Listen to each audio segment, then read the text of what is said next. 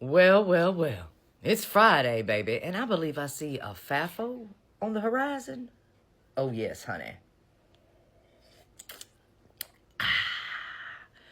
The tears, baby. The tears. They will be a-flowing, honey. Their despair will be a-showing. You see, 'cause while we were all busy this week with that little tariff shenanigan play and will the stock market crashing every single day, it just so happens that all those little Republicans up there on Capitol Hill, baby, well, they passed the SAVE Act bill. Yes, in the hopes to prevent some of us from getting out there to vote. You see, the SAVE Act bill says that you must have all forms of identifications that match each other. Your name must be the same, honey, on your birth certificate and your state ID or your driver's license, your social security card, your passports, all of those things, honey. They must all say the same exact name. But there are several reasons why they may not. You could be married and a woman, so you changed your name. Or you could be like me, baby. You see, my birth certificate doesn't match my state ID. When I was born, my mother left me at the hospital. She wasn't quite ready to be a mother. So I sat there for a little while. So on my birth certificate, my name was just Baby and then my mother's last name. That's right, my birth certificate says Baby and then my last name. Some shady backwoods, old-time 80s country deal, they let my grandmother come to the hospital and get me. You know, without real adoption papers or anything. That's how stuff went down in the past, honey. You didn't really have to have correct information, baby. They would just hand out babies to anyone. And I'm grateful for it. They let me go home with my grandparents, don't get me wrong. But either way, the minute I heard about the SAVE Act, I ran right on out, baby, and got myself an amended birth certificate and a passport. So you need to go out and do the same. Like I said, there's all types of reasons. You might change your name. My son changed his name. If you follow me for a while, you know the story. Either way, this is not going to work out the way they think it is. Because let's think about this for a minute, shall we, friends? Who exactly always has their shit together?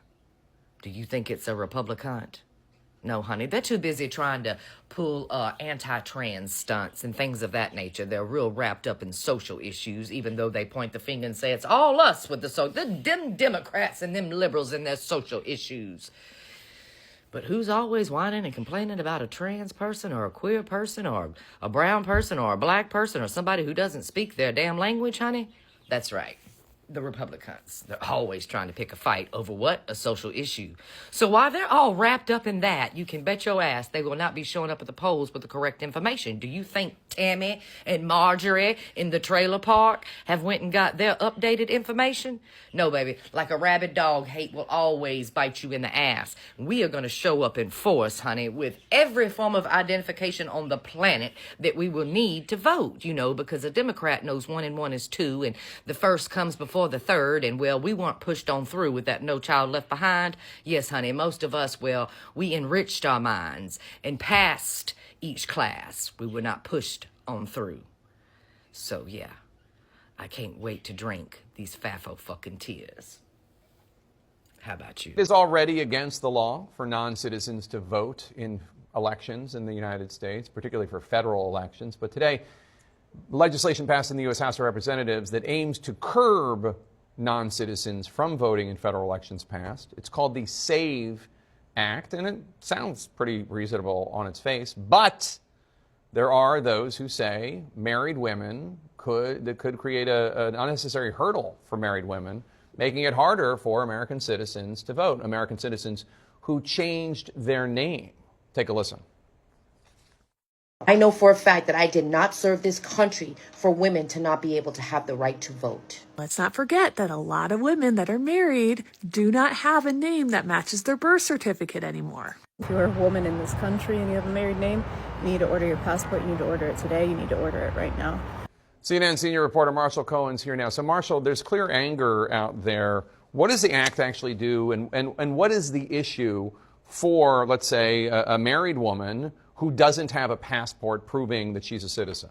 Right. So this bill would require proof of citizenship. You got to prove your citizenship when registering to vote in federal elections. You can do that with a passport. You can also show a birth certificate. In some states, a driver's license would work too. But of course, the rub is that the names have to match. And as you just heard, for millions of married American women, the name on their birth certificate might not match what's on their current driver's license. And then on top of that, 50% of Americans don't have a passport. These are the reasons why Democrats have said that this bill, in their view, is voter suppression.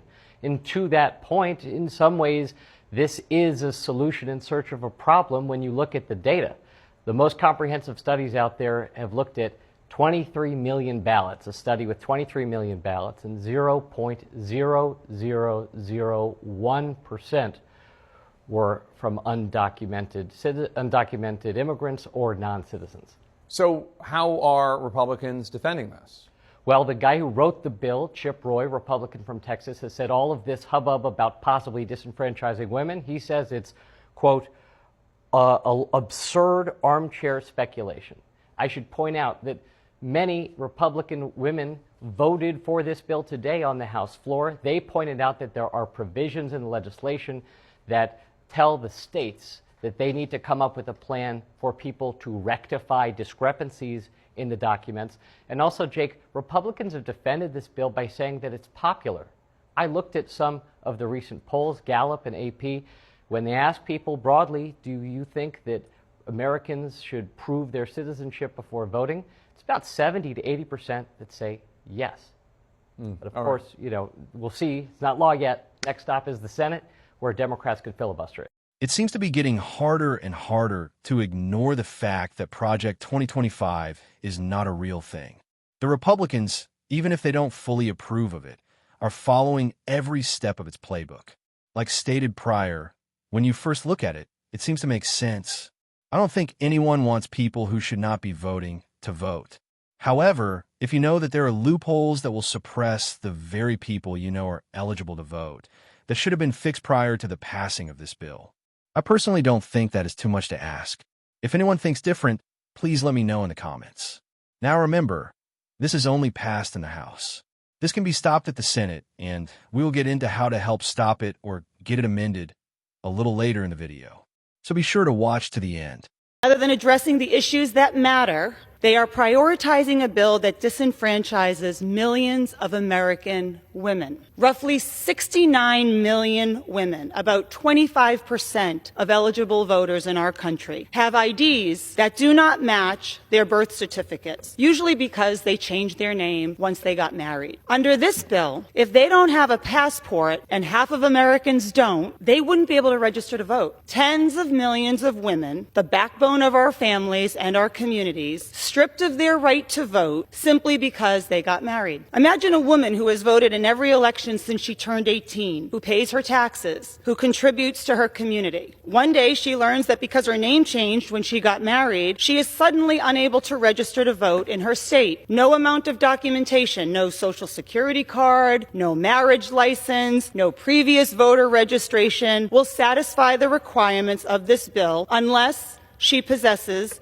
an updated passport or a birth certificate that matches her current name. This isn't just bureaucratic nonsense. It is an outrageous attack on the rights of women across our country. And the worst part, Madam Speaker, is that Republicans have known that this was an issue with this bill for years, and they've done nothing to fix it. They either don't care that millions of American women will be stripped of their right to vote, or that has been their goal all along. You guys heard about the SAVE Act? So here's the thing. See, a lot of y'all gonna be upset. Oh my God, the SAVE Act! But don't. So if you haven't heard, the SAVE Act is legislation that Congress has passed that says that you need to prove that you are a citizen in order to vote, which we already had to prove that we were citizens before we could vote. But whatever. It's just another way to suppress votes. And whose votes are they suppressing this time? Women. Now, I told y'all a long time ago, Project 2025 was coming for women's suffrage. And boom, here comes the SAVE Act. Now, the problem with the SAVE Act and how it's suppressing women's right to vote is if you got married and you changed your last name, the only way you can prove that you are a citizen is if you have a passport. Because your name has to match the name that was on your birth certificate. Which means if you don't have a passport, you'd either have to buy a passport or you don't vote. Now I know you're thinking, this sounds awful, this is crazy, I don't know. Here's why people in Congress are stupid. See, they were thinking that women vote majority for Democrats. What they didn't think about is the fact that single women vote majority for Democrats. Married women are the ones who vote Republican. See, you don't have to be smart to be a politician. You just have to be popular or have money. See, money can make you popular. It can put you in front of people. It puts you on their TV screen so they vote for you. But you don't have to be smart. You don't have to know statistics. So if you're wondering why your government officials are so damn dumb, that's why. They don't have to go to school. They don't have to be intelligent. They don't have to do anything but be popular. They just suppress their own voting base. And most people who have money vote Democrat. Those are the people who would be able to afford a passport. Good job, guys. So are you wondering what the White House has to say about this new bill? Let's take a look. Yesterday, this is the Safeguard American Voter Eligibility Act. I believe I'm getting that correct. And this act is a common sense measure. It would require proof of citizenship for voting in our elections.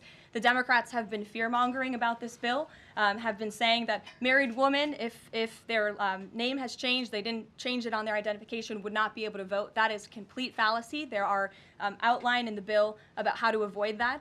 The president very much supports a common sense solution to ensuring that only citizens can engage in our elections. This is critical to improving the integrity of our elections and also the trust that American citizens need to have in our electoral process. So the president supports this bill, and that is a myth that has been proven wrong by the text of this bill, and I believe some of the co-sponsors of the bill have been very vocal in addressing that. And certainly I myself, as a married woman, would not stand before this podium if the president did not support such a common sense measure. Hey everybody, good to see you all. It was a good day in the House. I told you not to doubt us. The media always does, the Democrats always do, but we get the job done, and we're really grateful to have had the big victory on the floor just now. It was a big one, a very important one. Quick recap, just on a busy week in Washington, we got a lot of important things done for the American people this week. We passed the SAVE Act today, as you know, and that ensures that you got to have identification. You have to prove your identity, because only U.S. citizens should vote and decide U.S. elections. It's already in federal law, but there's no mechanism currently to ensure that that law is always followed, and this measure, the SAVE Act, will help make that sure controversial Save Voting Act passed in the House today, but here's the thing. The bill's future is very unclear in the Senate. The final vote in the House was 220 to 208. 5 representatives did not vote. All Republicans voted yes, and 4 Democrats joined them to vote yes. They include Representatives Case of Hawaii, Cuellar of Texas, Golden of Maine, and Perez of Washington. Now, I know you want to know, what is in this bill? I'm sure you've heard a lot about it. H.R. 22, the SAVE Act, is sponsored by Representative Chip Roy of Texas. The point of this law, according to Congressman Roy, is to ensure that only citizens of the United States are allowed to be registered to vote in federal elections. Now, the reality is it's already a federal crime to register to vote if you are not a U.S. citizen, but regardless of that fact, this bill does several things, including establishing a federal voter registration form and then requiring every registered voter to provide in person what's called documentary proof of United States citizenship. No matter which way you register to vote, whether it's in person, at the DMV, when you get a driver's license, by mail, or on the same day when you vote, this bill would require you to first provide that documentary proof of U.S. citizenship. And if that proof is not provided, this bill says a state may not register an individual to vote in an election for federal office. So what are these documents that are required to prove you are a U.S. citizen? Your driver's license is not going to do it. You need to present documentation of your full legal name that also proves you are a U.S. citizen with either a valid U.S. passport, a valid military ID card, a valid government-issued photo ID card that also shows your place of birth in the United States, or a combination of all the documents you had to provide to get a real ID. If you don't have any of those things, you can present a valid government-issued photo ID card issued by a federal, state, or tribal government, like a driver's license, but only if you also provide either your birth certificate that proves you were born in the United States, or U.S. hospital records proving you were born in the United States, or an adoption decree that proves you were born in the United States, a consular report of your birth abroad issued by the Secretary of State, a naturalization certificate issued by Homeland Security, or an American Indian card issued by Homeland Security. Now, voting rights groups say since there are already federal laws on the books that make voting as a non-citizen a felony in this country, this SAVE Act is nothing more than a way to suppress and restrict voting rights. The League of Women Voters says 69 million American women lack the proper documentation that this bill would require that reflects their current name, mostly because lots of married women change their last name to their husband's last name and then don't necessarily change the documents that are required to prove their citizenship as offered in this bill. But it's not just married women who are going to be impacted here if this thing passes. Other voting rights advocates say this law would cause unnecessary burdens and chaos for all registered voters, because now everyone is going to have to physically go down and present this documentary proof of U.S. citizenship in order to be allowed to register or stay registered. Look, several individual states, including Kansas, Arizona, Alabama, and Georgia, have tried to pass similar laws. They either have been struck down as illegal or ended up costing so much money to implement and check all that documentation from all these eligible voters that it just becomes impractical. The other reality here is this is the second time that Republicans have passed the SAVE Act in the House. They also passed it last year. This law went nowhere in the Senate because it would need 60 votes, which means in this Senate, at least 7 Democrats would have to also get on board. And that is likely not going to happen this year either. And even if by some miracle it did pass the Senate, then it would immediately be challenged in the courts. So if you want to see how your lawmaker voted, or if you want to read this HR 22 SAVE Act for yourself, I'm going to email both of them out to you in my Facts HQ email tonight, so make sure you I'm sure you've heard that the SAVE Act passed in the House today. Let's talk about what that means and what happens next. Spoiler alert, we can still stop it. First, just in case you haven't heard of it, the SAVE Act, or the Safeguard American Voter Eligibility Act, is a Republican-adored bill, and it would amend the National Voter Registration Act to require proof of citizenship in person every time you register or re-register to vote. Now, Republicans' purported reason for wanting to pass this bill is because the so-called problem of undocumented people voting, which is 100% not a thing. And I know if you're a Republican, you're not going to believe me, but maybe you'll believe the Cato Institute. They're one of the most right-leaning think tanks out there. In an article that they posted just last year, they looked into the rife claims of non-citizen voting, and they found that the likely percent of non-citizen voters in reality in U.S. elections is 0. 0! So what is this bill about? Voter suppression. Republicans don't want the vast majority of Americans to vote, and they definitely don't want women, young people, and people of color voting. Those are the populations that will be affected by this bill. Also, rural voters, people with disabilities, people in the armed services, people who live abroad, all of them. And of course, there are around 69 million married women who have taken their husbands' names who will find themselves suddenly without proof of citizenship that has the right name on it. But don't worry, Republicans are okay with that. Since just yesterday, they rejected an amendment to the SAVE Act that would have protected those women's votes. This bill, of course, would also disenfranchise about 21 million American citizens who don't have proof of citizenship. They don't have a passport. They've lost their birth certificate. This is the bill that passed today in the House. The vote count was 220 to 208. Every Republican present voted yes, plus 4 Democrats. So some of you may be asking, so is it the law now? But no, it's not, because now it has to go to the Senate, right? And there we've actually got a much better chance at stopping it, because remember, this bill can be filibustered, and we have enough Democrats to do just that. Republicans in the Senate would essentially need to peel off 7 Senate Democrats to support their bill in order for it to overcome a filibuster, and that's where we come in. Our job is to make sure that every single Senate Democrat understands that voting yes on this bill will be politically toxic for them in a way that is really impossible to express. So don't agonize, organize, you guys. We are going to call our senators Democratic or Republican every day until this bill is gone, okay? Here is your script. The voting rights advocates I'm talking to are cautiously optimistic that we can keep enough Democrats unified to stop this bill if we stay loud, so let's do that. Remember all, just because the Republican Party thinks that 90 million Americans should just lose their right to vote doesn't mean that they have to get their way. So let's get on the phones and make sure they understand that we will not be silenced. The implications of the SAVE Act for Americans are significant, and the next steps in the legislative process will be closely watched. In the meanwhile, ladies, start getting your paperwork corrected if needed now. Make sure you have a passport or make the changes needed as soon as possible. The ultimate showdowns always go down at the polls, and if we are left out, the outcomes can be detrimental to so many. Call those congressmen and women and let them know how you feel. The pressure always gets to them. The SAVE Act is a complex piece of legislation, and its effects will be far-reaching. So let's hear your thoughts on it. What do you think about the SAVE Act, and how do you think it will impact your life? Be sure to comment below and subscribe for more updates on legislative developments.